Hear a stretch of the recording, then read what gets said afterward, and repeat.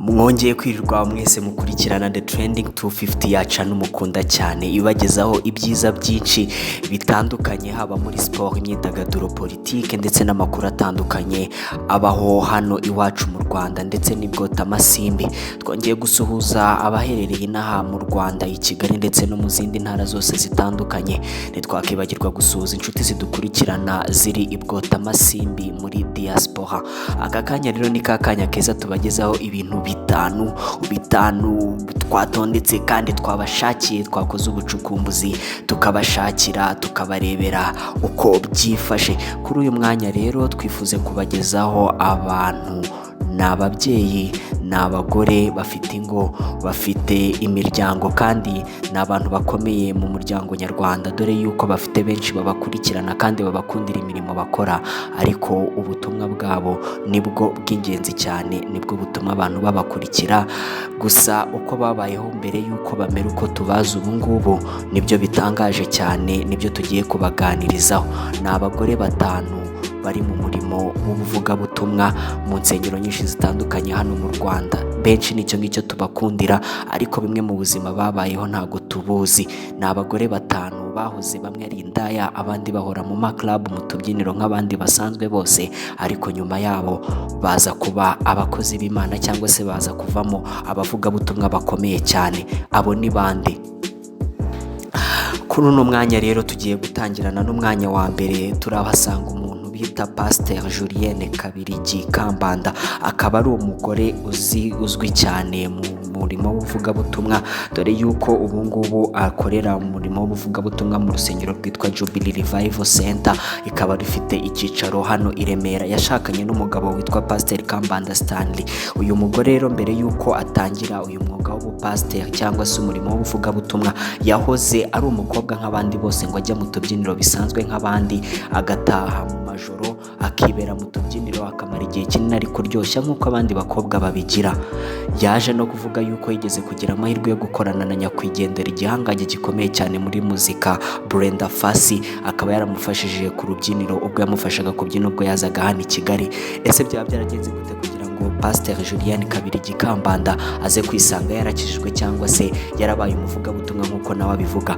Nyuma yaho rero ubwo yigeraga gutaha umunsi umwe, agataha bwije, yageze mu cyumba cye agiye kuryama, asanga hari Bibiliya mu cyumba cye. Ubwo yari afite imyaka 18, Bibiliya y'umukozi wakoreraga iwabo nawe wari ufite imyaka 18 bangana, ariko uwo mukobwa we akaba yari ari mu murimo w'Imana cyangwa se akaba yari umukristo asenga nk'uko bo babyita. Kuri icyo gihe rero Kambanda byaramutangaje cyane, areba iyo Bibiliya asa nkaho asubiye kuyishyira uwo mukozi mu cyumba cye, asanga umukozi asenga cyane, ariko yumvisha uburyo asenga, yumvisha uburyo anezerewe muri ayo masengesho, nawe afata umwanzuro wo kubigerageza. Kambanda nuko nguko yatangiye inzira yo gukizwa cyangwa se inzira yo gukomeza umurimo w'Imana. Rero yaje gutangira ubwo yari afite imyaka 18, amaze imyaka hafi 20 ari muri uwo murimo w'uvugabutumwa, agerageza kubwiriza abantu batandukanye, avuga yuko umurimo yahawe cyangwa se umuhamagaro yahawe ari uwo kuganiriza urubyiruko, ababwira yuko kwishimisha ndetse no kwinezeza byo bitahagije gusa cyangwa se bituzuye kugira ngo umuntu abe yabaho ubuzima bwuzuye. Ku mwanya wa kabiri rero turahasanga uwitwa Apotre Mignone Kabera, akaba ari umugore wubatse ufite abana 3, akaba yari anazwi cyane kubwo inyigisho akora zitandukanye. Ni nawe washinze umuryango ukunzwe cyane uhuriramo abagore b'ingeri zose batitaye ku madini baturukamo, akaba ari umuryango witwa Women Foundation Ministries. Mignone rero Kabera akaba yaratangiye gukizwa cyangwa se yaratangiye kujya mu rusengero umwaka w'1991. Nyuma yaho rero yaje gushakana n'umugabo w'umupasiteri bita Eric Kabera, bakaba rero bayobora urusengero rwitwa Noble Family Church. Rero Apotre Mignone Kabera avuga yuko nawe mu buto bwiwe yari umukobwa usanzwe nk'abandi bose, ariko aza kugirirwa neza, ahura n'inshuti nziza zimujyana mu gukizwa cyangwa se zimujyana mu rusengero, ahitamo kuba yatangira rero umurimo wo wo kubwiriza ubutumwa, akaba bimazemo igihe kinini cyane abwiriza ubutumwa nubwo amenyekanye cyane mu myaka mike yishize. Uyu nguyu ni Apotre Mignone Kabera, benshi bamukundira inyigisho ze, benshi bamukundira yuko akomeza kuvuga cyane ku byahumuriza abantu ndetse no ku byatuma imiryango ikomeza gutera imbere mu mibanire yayo. Rero ku mwanya wa gatatu turahasanga umuntu ufite amateka akomeye cyane, amateka y'ubuzima budasanzwe. Bamwita Pasteur Mukamurenzi Sirafati cyangwa se Pasteur Deborah, benshi bamuzi nka Pasteur Deborah ariko amazina ye yose ni Mukamurenzi Sirafati Deborah. Uyu nguyu ni umuntu wahoze akora umwuga w'uburaya, dore ko yuko yatangiye umwuga w'uburaya ku myaka ye 22 gusa. Avuga yuko yatangiye umwuga w'uburaya ari kwirwanaho ubwo yamaraga gupfusha ababyeyi be bombi bishwe na sida. Uyu mukobwa rero, uyu mubyeyi akiri umukobwa, Mukamurenzi Sirafati, nibwo yatangiye rero umwuga w'uburaya. Ubwo yatangiraga umwuga w'uburaya rero yawutangiye ubwo yajyaga mu bihugu byo mu mahanga, akajya muri Uganda, akajya Sudan, akajya na za Dubai. Ariko ubwo uwo mwuga w'uburaya yari awurimo, avuga ko yahuriyemo n'ibintu byinshi bitandukanye. Rero yajya mu mwuga w'uburaya, mu gihe yari abirimo rero umwe mu nshuti ze, umugore umwe mu nshuti ze azana umugabo we bajya gusangira. Ubwo basangiraga rero Sirafati avuga yuko yabyutse yisanga yaryamanye n'uwo mugabo atazi uko byagenze. Bavuga yuko yibuka ko yanywaga amacupa 2 y'inzoga gusa, bikaza kurangira atazi uko byagenze. Byaje kurangira gute rero? Byaje kurangira umugabo avuze ati ntego nari ngufitiye ni ukugusambanya nkagutera sida. Byaramurenze, arababara cyane ariko yumva nta kundi yabigenza.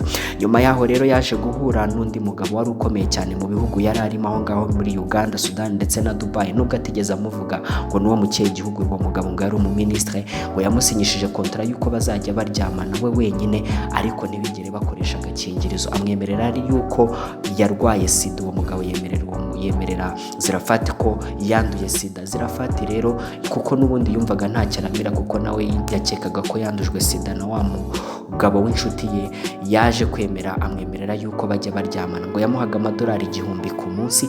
Hanyuma rero ubwo buzima Sirafati abumaramo igihe kinini, ngo amaje gukorera amafaranga menshi cyane, yahise afata umwanzuro wo kwibera sugar mami. Yabaye sugar mami, ngo agashuka udusore twinshi dutandukanye, akatujyana mu busambanyi cyangwa se akatujyana mu bukozi bw'ibibi. Birangira rero nabyo abihaze, yumva noneho yifuje kuba yashaka umwana, akabyarana umwana ariko n'umusore ukiri muto. Rero yashatse umusore ukiri mutoya, biramuhira rero abyarana nawe umwana. Nuko ariko nyuma yaho ubuzima burongera buranga, arakena. Ntabwo yasobanuye neza uko byagenze kugira ngo yongere agwe hasi akene cyane, dore ko yaramaje ngo gukorera amafaranga menshi. Byarangiye rero agarutse inaha mu Rwanda. Mu kugaruka inaha mu Rwanda rero yaje kwisanga agarutse mu Rwanda atwite. Hanyuma agiye kwipimisha kwa Nyirinkwaya.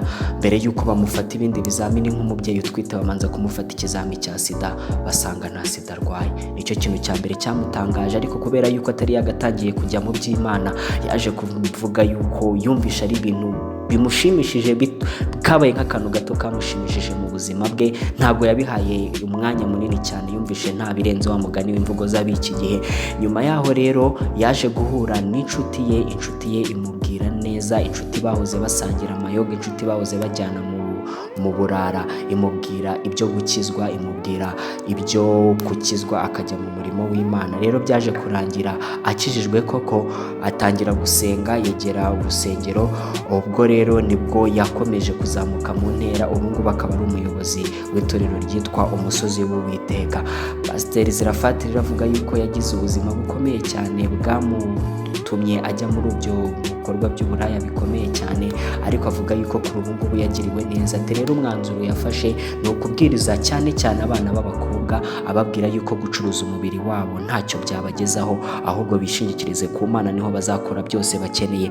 Twari turi kuvuga kuri Sirafati, ari ku mwanya wa 2. Ubwo mwanya wa 3 tuributse yuko turiho turababwira abagore 5 bakuzwe ku bw'inyigisho zabo batanga mu nsengero zitandukanye, ariko bakaba barigeze kubaho ubuzima budasanzwe, bumwe bubi cyane abantu batakeka. Kuri ubu ngubu ni abagore b'icyubahiro, ni abagore bafite ijwi, bafite uruhare mu kubaka kubaka sosiyete nyarwanda binyuze mu matorero bayoboye. Rero benshi bababonye bagira ngo niko bahoze no mu bwana bwabo, ahubwo ntibamenye yuko nabo mu bwana bwabo bahoze bameze nk'abandi, cyangwa se baranakoze ibibi cyane kurusha uko abandi babitekereza. Biratangaje kubona umuntu yarahoze mu mwuga w'uburaya, ariko kuri ubu ngubu akaba ari mu bamwe bahagarara imbere y'abandi bakababwira ku by'Imana, cyangwa se bakababwira ku byo kureka ibyaha. Reka rero turebe ku mwanya wa kane. Ku mwanya wa kane turahasanga nde? Ku mwanya wa kane turahasanga uwitwa Marie-Aimée Prudence. Marie-Aimée Prudence uyu ni umugore ukunzwe cyane, akunzwe kubw'inyigisho atanga.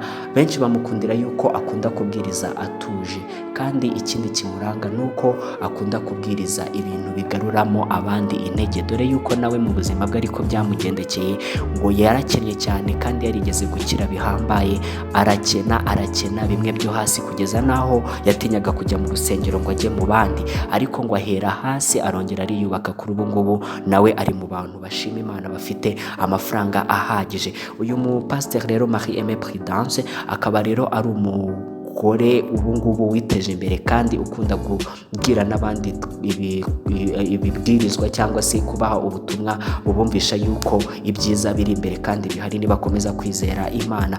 Uyu mugore rero yahawe ubupasiteri mu mwaka wa 2016 mu rusengero rwitwa Dormition Church International, ariko uru rusengero ruza gufungwa nyuma. Gusa kuri ubu ngubu ubutumwa bwe abunyuza mu nsengero zitandukanye, yagiye kubasura ndetse no ku ma YouTube channel atandukanye anyuzaho ibibwiriza.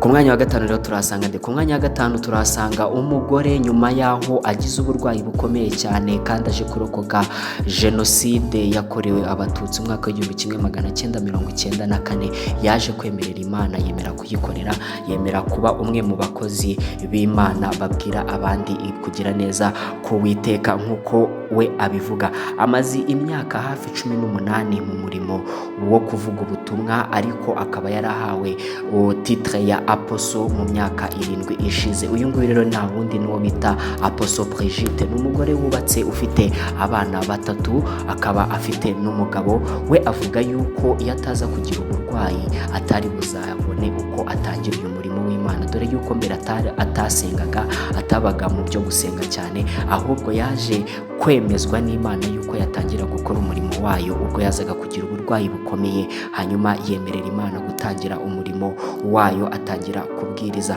Uyu rero nta wundi bamwita Apostle Brigitte, akaba ari umugore nawe w'umu apostle, cyangwa se uvuga ubutumwa bumwe bukomeza abantu kandi ubutumwa bukemura abandi kuva mu byaha, kandi akaba abikundiwe kubera ko abikora neza, rubanda bakamukunda. Tuvuze 5 b'ingenzi cyane abantu bakunda kubw'uko babayeho, kandi bakaba ari abagore b'icyitegererezo mu mwuga w'ubuvugabutumwa. Ntabwo twakibagirwa no kubabwira uwo twafata nka bonus twita Mazimaka Hortense. Uyu nguyu benshi bamukundira yuko ari umugore utajya uripfana, arabivuga byose, akavuga wa mugani, akavuga inka mu mabara yazo, akavuga ko ibintu bigomba kuvugwa kugira ngo akunde akebura abantu. Abangaba rero bari abagore 5, abagore 5 babayeho mu buzima bwari bukomeye cyane bw'ibyaha ndetse n'ubukene, ariko kuri ubu ngubu akaba ari abagore biteje imbere. Icyo kikaba kimwe. Ikindi cya kabiri akaba ari abagore bakunzwe cyane mu mwuga w'ubuvugabutumwa inaha iwacu mu Rwanda, bakorera mu nsengero zitandukanye ndetse bafite n'amafondasiyo akomeye cyane bagiye bashinga, kandi bafite benshi babakunda babakurikira kubera ubutumwa babagezaho. Twebwe rero turi The Trending 250. Niba ari bwo bwa mbere ubonye ino channel yitwa The Trending 250, ibuka ukore subscribe.